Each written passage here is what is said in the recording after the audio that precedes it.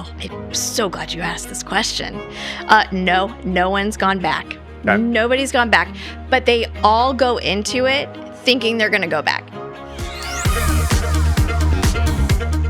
So today, we're joined by Lindsay Fisher, an employee benefits consultant at Higginbotham, who's helping employers rethink healthcare benefits while keeping the human touch at the center of the conversation.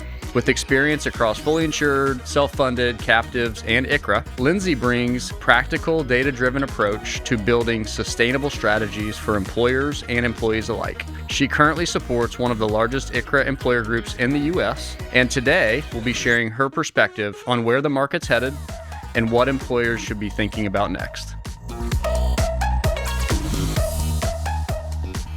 Lindsay, such a treat to have you. Thank you so much. From beautiful Houston, Texas. Yes. Yes, indeed. And for our listeners or watchers, this is not the normal background. Normally we're in our office, which is a couple blocks from here, but it is AIM week. So we were like, man, how can we get Lindsay to come in a day early to record a podcast and just have a lot of fun. So super excited to have you today and just can't wait for you to be able to share your expertise with our listeners.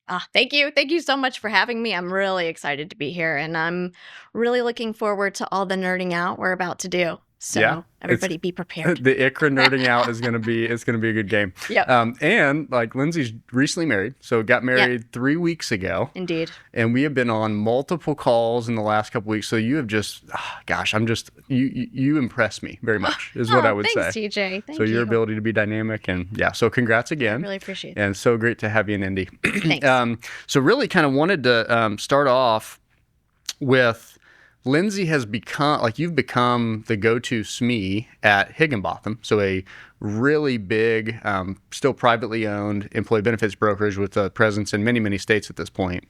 And you've kind of become the SME for ICHRA. I kind of wanted to start off with, what's it like to be the SME at such a big kind of national brokerage and kind of have all the probably questions that come to you each and every day? It's pretty fun, actually. I love talking to all of our consultants.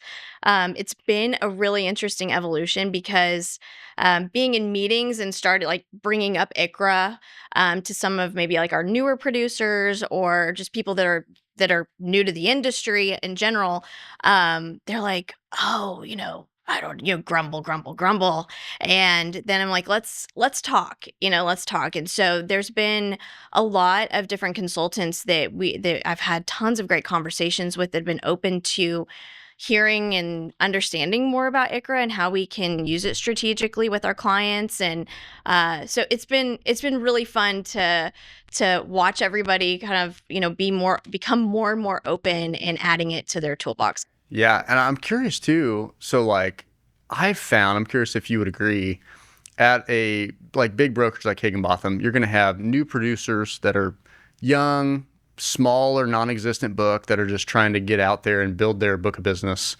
And then I almost think ICHRA sometimes can be more tricky to get the people that have been around the space for a long, long time. They're sitting on maybe a really big book of business, but ICHRA is just so different. Do you find the conversations internally are different with young, hungry producers versus maybe people that have been in the business for decades? Yeah, I totally agree. Because I think that there was this misperception about ICHRA, from a broker perspective, where we don't get paid. We don't get paid on that. So no. And so we're going to stay away, when that's obviously not the case. And so understanding it a little bit more, and then also seeing, I think being able to talk to the more seasoned consultants and brokers about how can this actually help some of your clients.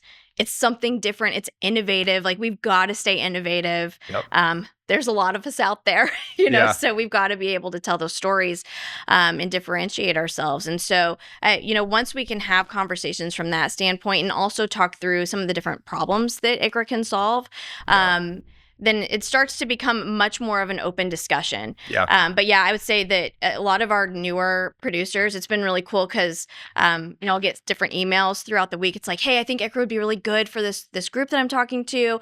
Can you send me some information on, what's the latest, what's going on, where are your contacts and stuff like that.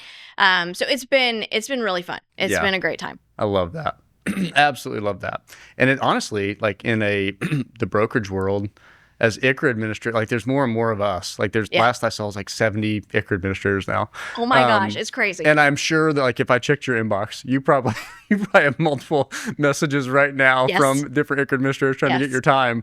But like I say that because like it's so nice to have a SME with so much experience for the HIG people to go to, because like let's be honest, the ICHRA admins are a little biased, and like being a SME at HIG, like you can be way more of an unbiased kind of subject matter expert internally, for the producers, account managers to kind of go to. So Yeah. I think that it's been interesting to watch the market, and just how saturated it is becoming. yeah, Back in 2022 is when my mentor was like, Lindsay, I think you need to pay attention to this. And so as a good mentee, I took that advice. And so I've been really, really on it, trying to stay on it as much as possible. And at that time there was like, I only knew of like one or two. And then all of a sudden it was like a couple years later, went out to RFI, and I mean, it was like 12 different Yep. platforms. And then now we're just continuing to see that grow, and it's evolving, right? So there's changes in the market, like who's kind of up, who's kind of down, and Yep. it's really cool to watch because of how ICHRA is evolving. It's like who can be the most nimble, who is going to be able to solve for the issues, like the ICHRA issues, Yep. and who's going to be the best for different employers. And right now, I do think, we were talking last week with some different consultants, at a conference as well, and it was like everybody's got like 5 or 6 that they're kind of like, Yep. they've got a little, pocket. That's their toolbox of ICHRA. And so same for me. It really depends on the client. Also depends on their budget. Yep. So if you've got somebody really paternal, then Remodel is a great fit, right? Because you've got the high service touch, which that's one of the things that I love about y'all, is that the people piece, because that's really important when people are trying to navigate this. It Yep. can be a challenge. And then there's others that are great for technology purposes. The blue collar folks keep it really simple, straightforward. They have the 213D, those expenses, the marketplace. So there's those different groups out there that I think are different fits for the types of workforces that we're working with. And it's cool. It's neat. I mean, you just literally proved your expertise, like talking about to me. I don't have many conversations with consultants that like have gotten to the level of maturity where they understand the ecosystem of ICHRA admins, and then they're able to kind of do that pairing game of like really understanding deeply the client and finding the right ICHRA admin. I think most brokers are still a couple notches behind where you're at, where they're maybe placing their first ICHRA and they're just trying out their first ICHRA admin, and they don't even have a ton of that experience or know-how to even begin to do that pairing. So I just love your ability and kind of that expertise you're able to bring to the podcast, but also to Higginbotham. I'm sure be a blessing to all the other consultants and account managers you get to work with on a daily basis. Thank you. So Lindsay, next kind of question, it's really in this very similar vein of what we were talking about. So thinking about understanding the ICHRA admins and pairing the right one with each employer based on uniquely are they paternalistic? Are their employees going to need more of a service and a hand-holding with people? Or do we think that their people are more tech adept and they can use a platform, maybe don't need all that? Like all of those things I think you just mentioned. I'm curious because we've worked together on a large group, one of the largest that we know of in the U.S. that's been on ICHRA since January of 2023. Yep, But correct. evaluated it I think starting in 2021, 22. And they initially chose, and we won't name names, but chose a different ICHRA admin. Correct. And then moved to Remodel. So I'd love to get your feedback on like, maybe that match isn't the best long term, and like how do you think about every year making sure that kind of the ICHRA admin partner's the right fit for groups that are going into kind of year 3, year 4, year 5 kind of renewal? Yeah, I mean, I don't know. The simple answer is not a really cool answer. I think the answer is like listening. I think the biggest part of our roles as consultants, once we have a partner in place with a client, is the management of that partner and making sure that we stay really engaged on what's going on, how everybody's interacting, how problems are getting solved, how like specifically how is technology working, what's the renewal process like, which obviously as consultants we're all very involved in that with our partners because we rely heavily on y'all for that piece. And so it's really just evaluating that constantly. So taking all of that in, and then if we're reaching a point of this just doesn't feel like it's the right fit, like we've reached a threshold in which we feel that we need to probably make a change, then that's what we'll do. I've got one more right now that also, been listening to them. And it's an interesting one because the finance director is in the UK and they run and manage the US operations. And so the insurance stuff is really interesting talking to him. But he comes from a very practical and reasonable place, and I really appreciate that. And so he brings up these different issues that are like, oh yeah, that does seem like a problem. And so how can we get them to the right partner to solve for those things to better, to better help their population? I'm not jealous of you working with that client because I know UK time zones.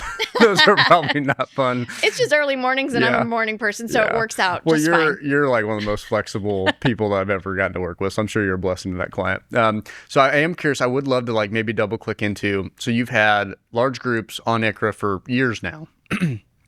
How do you think about renewal? And I'm curious, I don't even know the answer to this question, so this is kind of unscripted. Have you had a group go ICHRA and then decide they want to actually go back to a group plan to date? Oh, I'm so glad you asked this question. No one's gone back. Okay. Nobody's gone back, but they all go into it thinking they're going to go back. Yeah. So that's been really cool. So and interesting, honestly. Yep. So with the large group specifically, it's like, okay, let's just see how this goes, and then let's take a look at group again. Yep. There's a lot of challenges when it comes to the specific one that we're talking about, as it relates to participation claims, so adverse selection. Yep. So when you think of going back into that group environment, you've got to really be mindful of that. So do we want to get into this hamster wheel again? You want to get into the claims experience race, where you're just like fingers crossed that you don't have a giant claim and a huge increase that you're going to have to figure out what to do with. And so once you start having those discussions again, and you've also seen that people have made their decisions. There's a nonprofit that I have that they were like, we'll do it for 1 year. So we sat down, last year was their first renewal, and we looked at group again.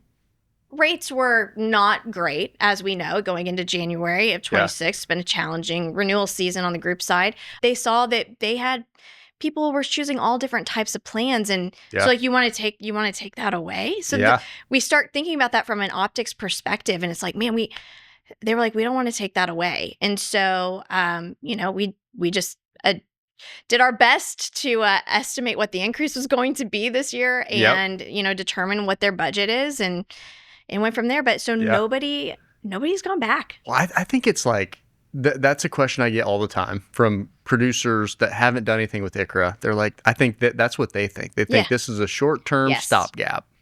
And we have, like, I'll be transparent, Remodel, we're like 90+% retention. So very from an industry standpoint, best in class, because we layer in a lot of people to deliver a good experience. But we have groups that leave, and the ones that do leave, typically the ones we leave, they don't leave for another ICHRA admin on our side. They leave and go back to group, but it's very few, way less than like brokers think. And I think it's because my thesis is that the first year of ICHRA is so hard. Yes. All the change management, the employee education. You're doing like a 180 in mindset. Yeah. Your brain like our brains, the HR brains, and then the employee brains have to completely take a different approach. So it's a hurdle. It's definitely a hurdle. Yeah. But you get through like that friction, and then all of a sudden employees get used to this choice. It's like, no, like most employers, like they don't go back to group. They stick with ICHRA because they get through the hardest parts. Yeah. And then their employees get to kind of reap the fruit of all the choice and all the good things of ICHRA that I think sometimes don't get appreciated in that first year just because there's so much change. But you see more and more of the employee kind of satisfaction, I think, uptick in year 2, year 3, year 4. Agree. Yeah. Once people get through it, then they know the name of the game.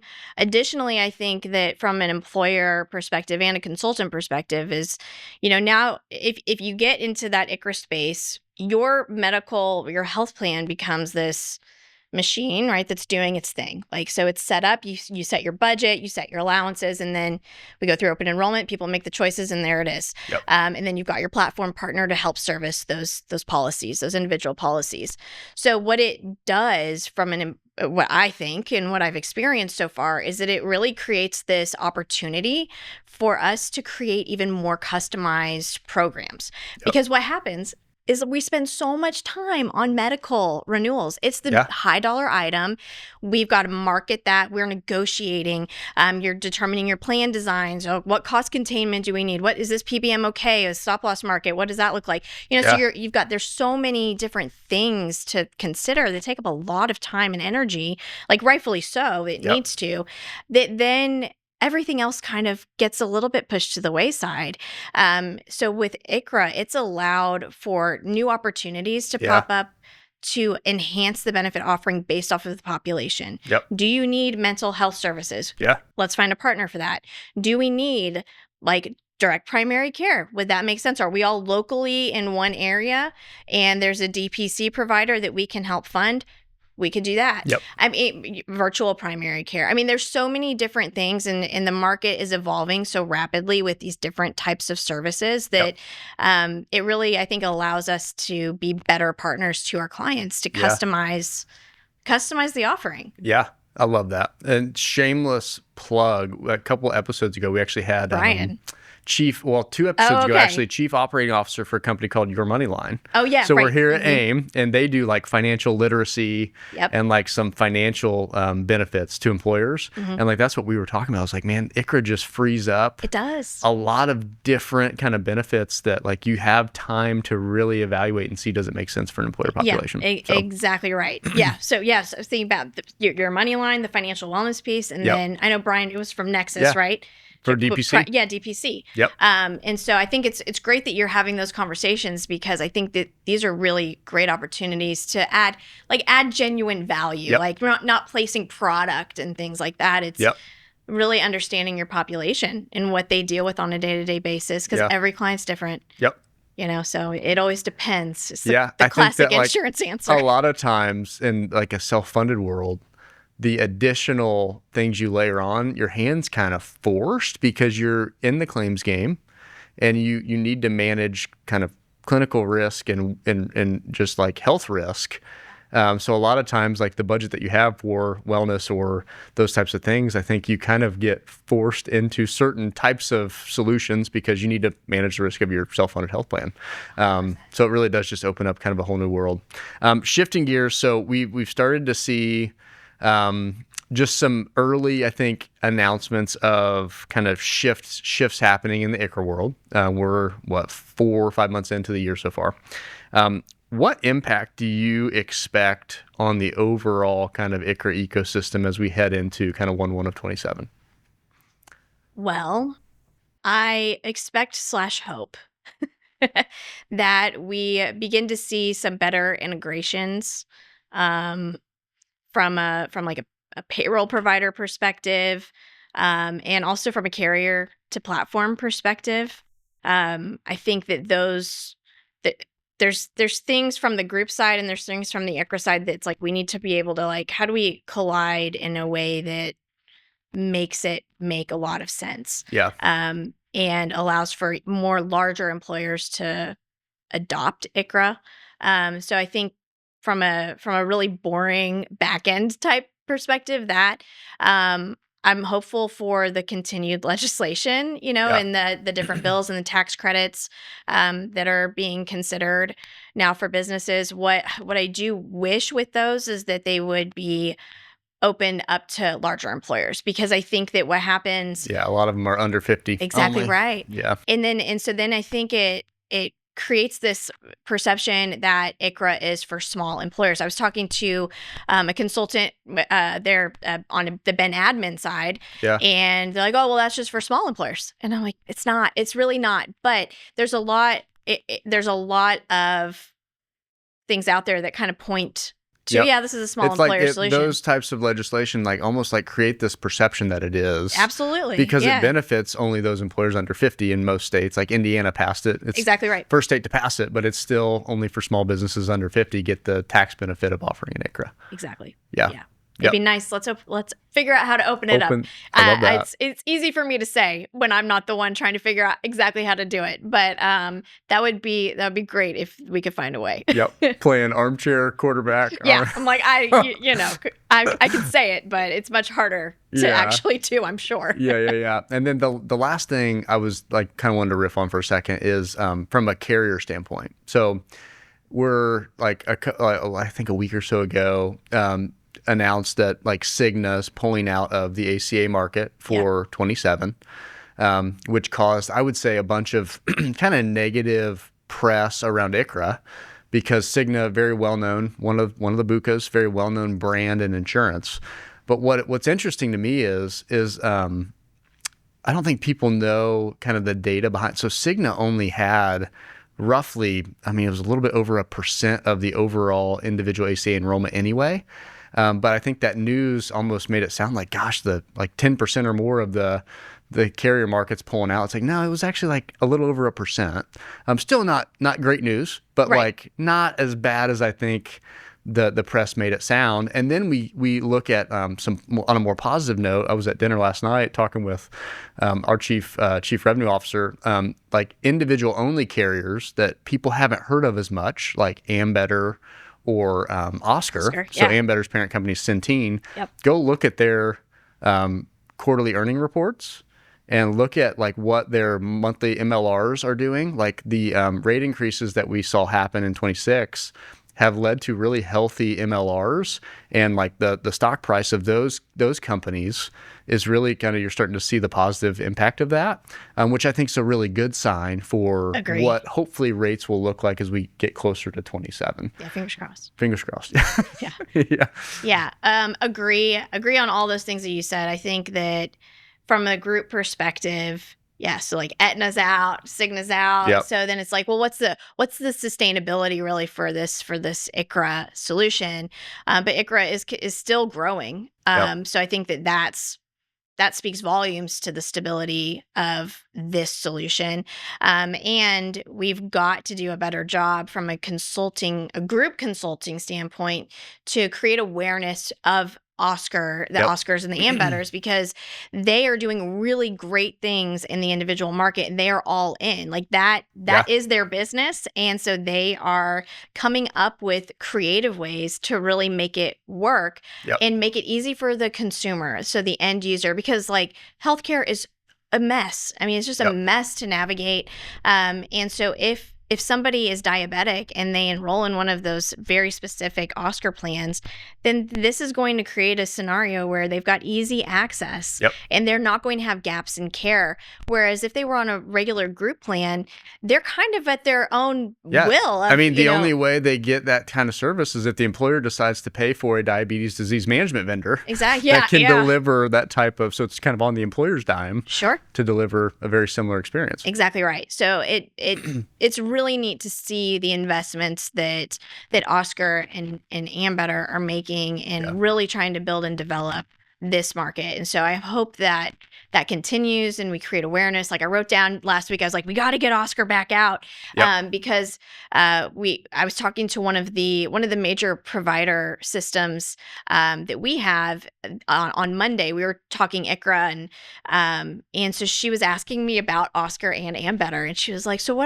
who are they? And I'm like, you got to know them, you know? And so I think I think it's important that there's awareness created with those guys. 100%. That's a huge part of broker education for ICHRA, but also then for these employers that decide to go ICHRA, you got to educate the employees of like, hey, don't write these carriers you maybe haven't heard of off. They actually have really quality insurance and great plans. Yeah, because it's like, oh, well, Cigna and Aetna, no, it's okay. It's okay. And we still got Blue, we got United, they're still in there. Yeah. And people do tend to go with what they know, but I think once there's that more awareness, That's what it's all about, Yeah. honestly. It's that visibility and awareness, so people can start to get comfortable Yep. with making those decisions. 100%.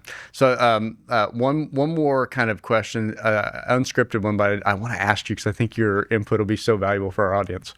So you don't just do ICHRA. So like we talked, you've got, I think, 5 ICHRA groups across 4 different ICHRA admins, Remodel being one, but you work with others.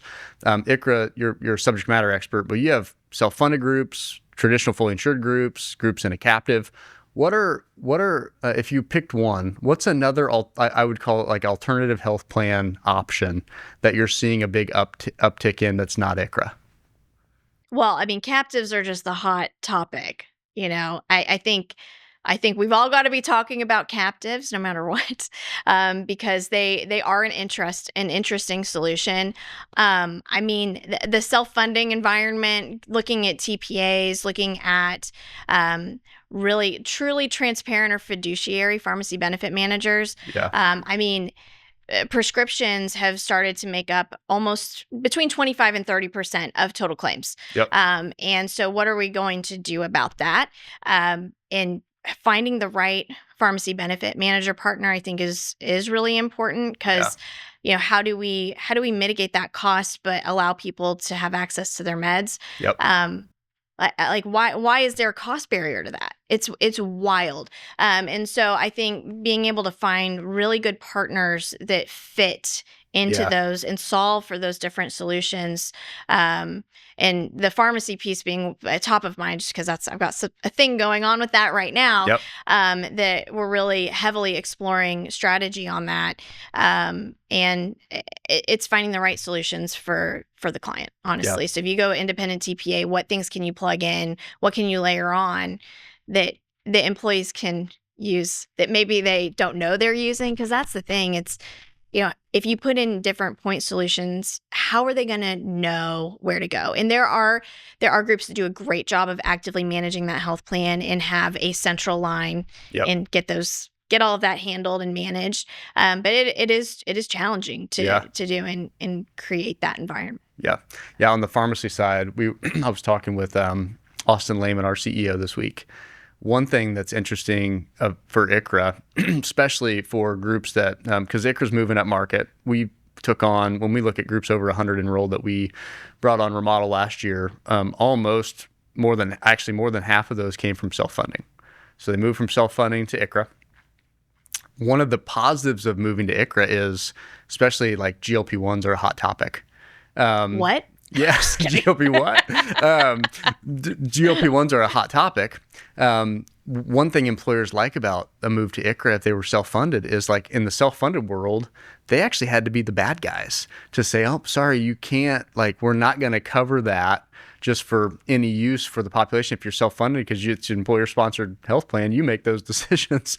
So they moved to ICHRA, and now kind of the individual carriers that don't cover GLP-1s unless kind of you meet different criteria, the carriers are the bad guys. So the self-funded employers are like, gosh, I'm so glad it's not my choice anymore. It's not my choice anymore. I don't want to have to decide this. Oh, you opened up a can of worms with me on GLP-1s. Are you ready? I'm ready. Yeah. Like, this was in my wedding. This is how much we talk about GLP-1s. Wow. In my life. We are ICHRA nerds. A little bit. So with the GLP-1 craze that's been happening over the last few years, we actually did a webinar I hosted a webinar in partnership with our pharmacy consultants and our population health team. Yeah. And so what we did is we took a look at, obviously, the cost piece. I mean, that's the biggest thing that employers have to consider if they're gonna add those for weight loss. Yep. But there's also other things to think about, right? So, like, from a scientific perspective, like, what are we seeing as side effects so far? What are other avenues you can do from a population health standpoint? So it was a cool, interesting webinar.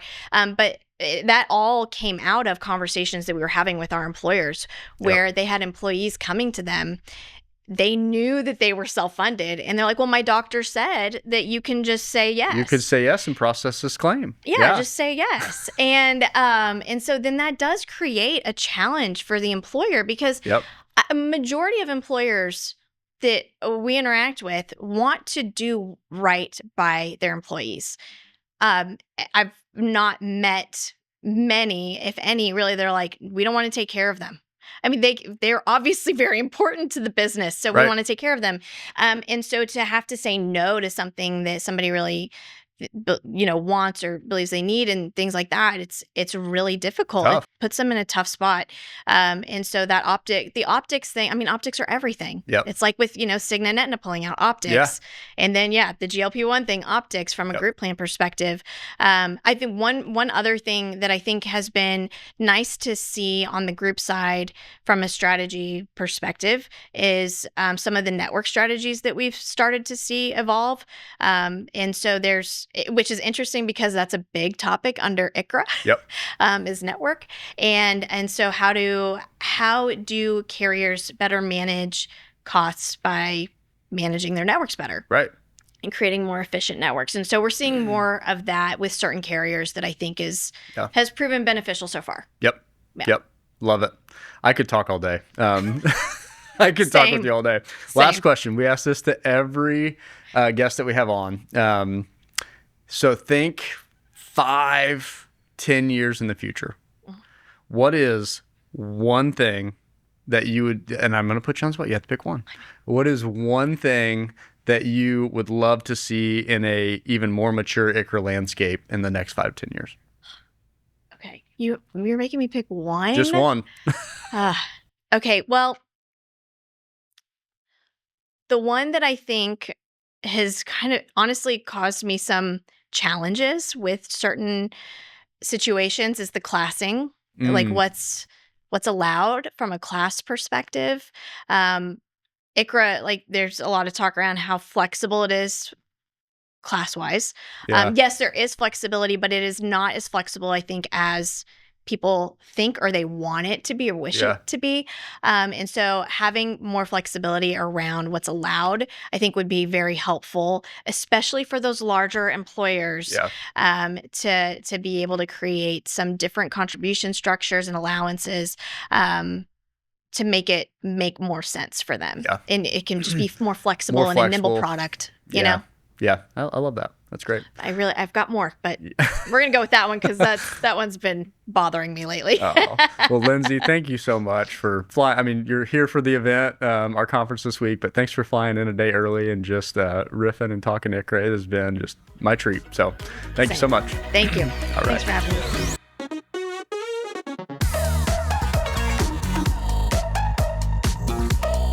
Before we sign off, we have one quick update for our listeners.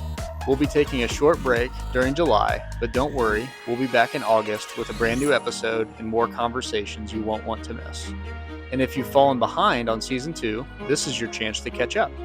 Whether you've missed an episode or want to revisit one of your favorite episodes, July is the perfect time to dive back into the archive. Thank you so much for listening, for sharing our podcast, and for being part of our community. We can't wait to be back with you in August.